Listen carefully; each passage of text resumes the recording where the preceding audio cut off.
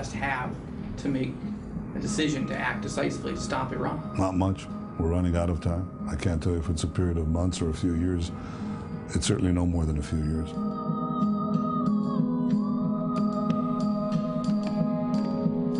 I picked up by the explosive charges with a timer, and I was smuggled by the Waqf police on the Temple Mount. In Islamic apocalyptic thought, Jerusalem has a special role as triggering global jihad. Israel, in Ahmadinejad's view, is the little Satan. The United States is considered the great Satan. We are both in the crosshairs of radical Islam. They think that by creating a world crisis, that it will bring their Messiah. The greatest danger that the world faces is the arming of Iran with nuclear weapons. What makes it so serious is that it's non-conventional weapons in the hands of non-conventional government. When they decide to go down against Israel, that'll be the biggest mistake they've ever made, because Israel has one thing that they don't have: God. We're telling about a much worse time than 9/11.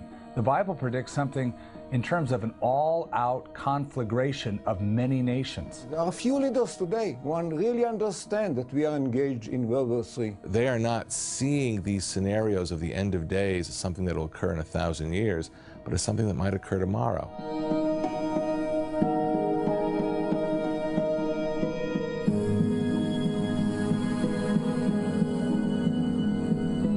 We were certainly blindsided by 9/11, and the question is, are we going to be blindsided by events that are coming?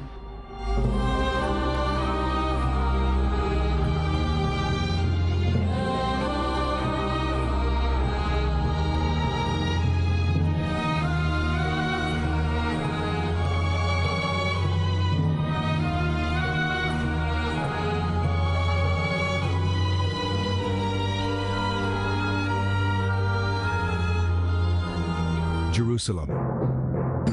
It's a city of only 700,000. Israel. It's a country of only 7 million. Why then do they ignite so much passion? Why do they generate so many headlines? Why are the eyes of the nations riveted here?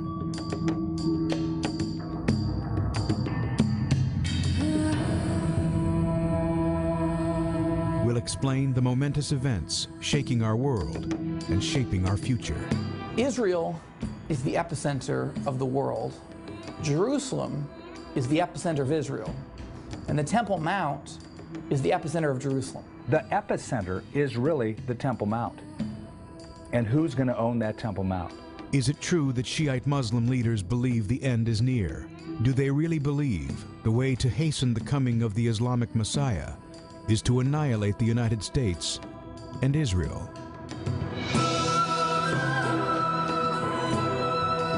Why is Russia selling arms and nuclear technology to Iran, the most dangerous terrorist regime on the face of the planet?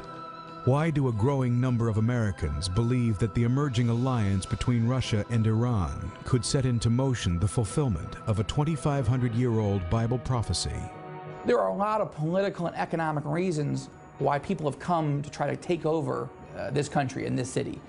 When you look at Israel, Jerusalem, and the Temple Mount through the third lens of Bible prophecy and the scriptures, you understand that because God chose this city, this country, and the Temple Mount for his own, the enemy, whom the Bible calls Satan, has chosen it as well. This interest in Bible prophecy is not unique to the United States of America.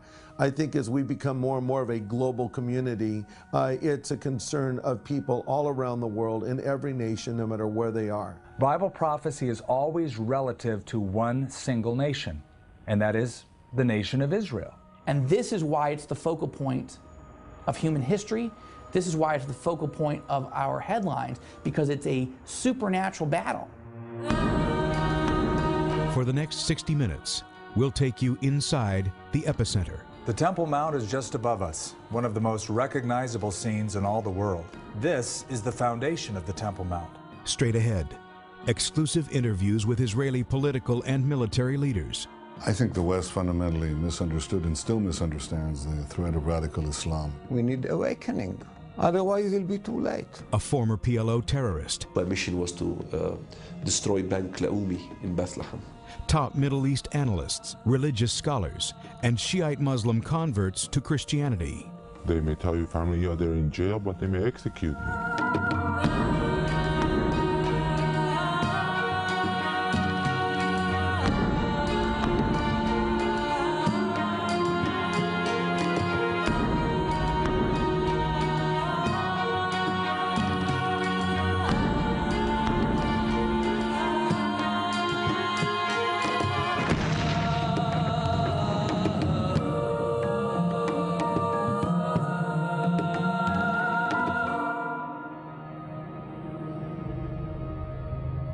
The Jews refer to this spot as Har Habayit, the mountain of the house, and it's because the house of the Lord, the temple, stood here.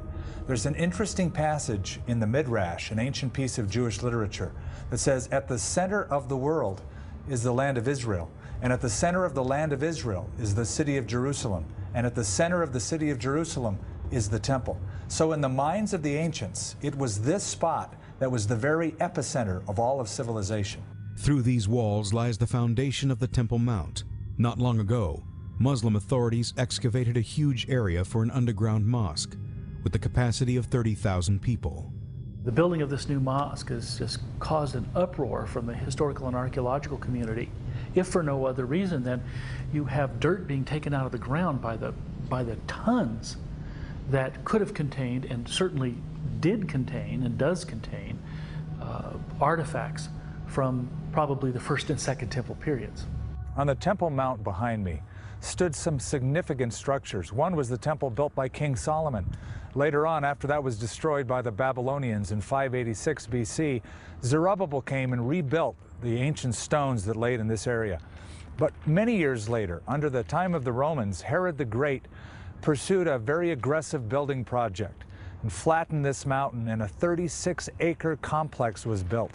That was the temple that stood during Jesus' time.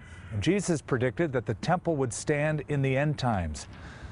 But something drastic happened. In 70 AD, this structure was destroyed by the Romans. It's never been rebuilt again.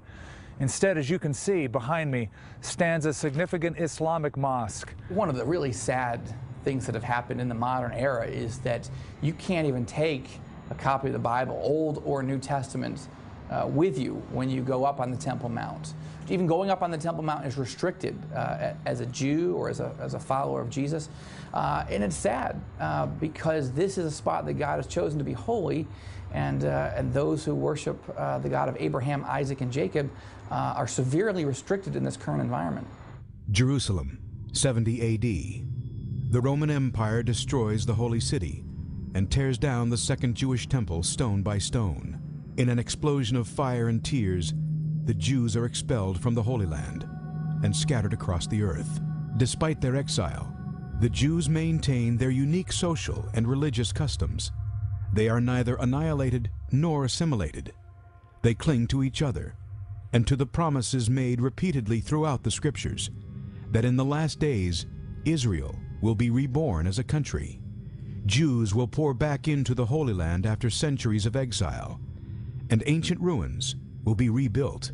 What is different about the Jews is that they refuse to conform to the patterns of destruction and disappearance that afflicted other nations that were overtaken. And in our dispersal, we said year after year, next year in Jerusalem, we want to come back to this land that you see around you. And it's defying these laws of history.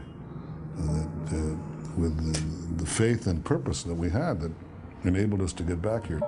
In the wake of the pogroms in Russia and the Holocaust in Europe, Jews are returning en masse to their ancient homeland. You stop and think about what the Jewish people were facing prior to the rebirth of the Jewish nation, being persecuted by the Nazis, 6 million of them exterminated in concentration camps. But then those horrific events actually played a part in causing the Jewish people to realize we've got to take care of ourselves. We've got to fend for ourselves. We can't depend on others to take care of us. So they returned back to their homeland. They are the only nation in the history of the world that has come back after 1,700 years of losing their homeland.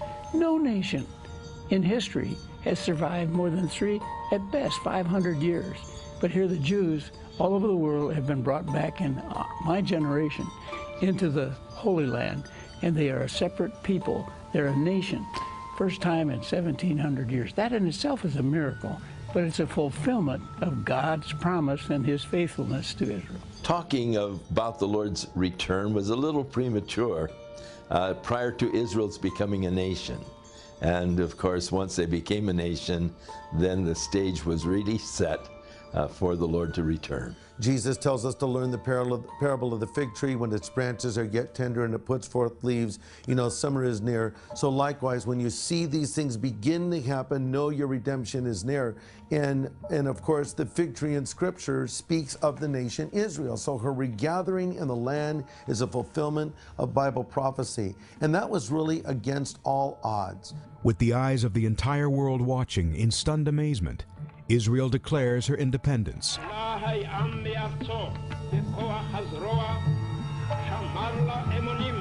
For the first time in more than 2,000 years, the Jewish people are once again a sovereign nation.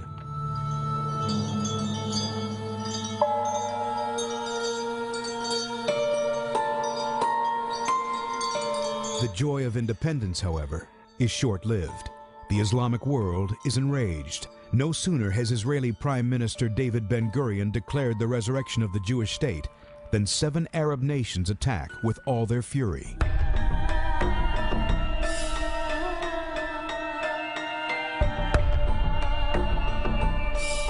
Overnight, 800,000 Jews find themselves at war with 50 million Arabs.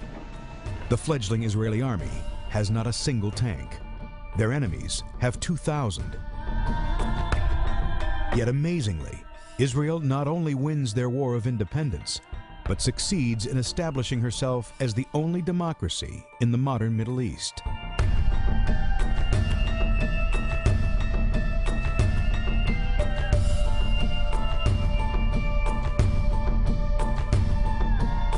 Israel's enemies, however, do not give up. Instead, they regroup, rebuild, rearm, until they're ready to strike again. The leaders of the Arab world vow to throw the Jews into the sea.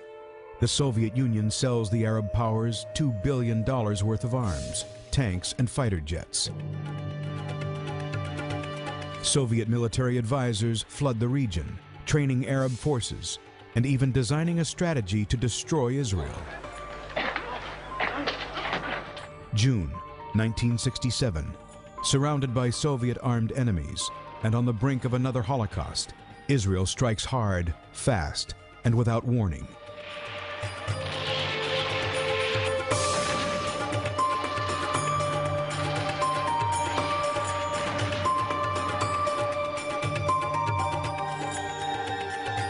In just 6 days, Israeli forces stun the world. They crush the combined Arab armies of Egypt, Jordan, Syria, and Lebanon.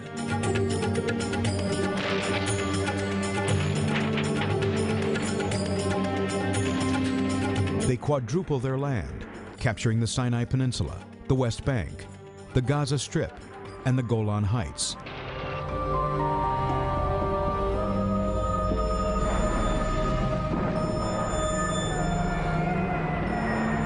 They reunify Jerusalem. They bring the Temple Mount back under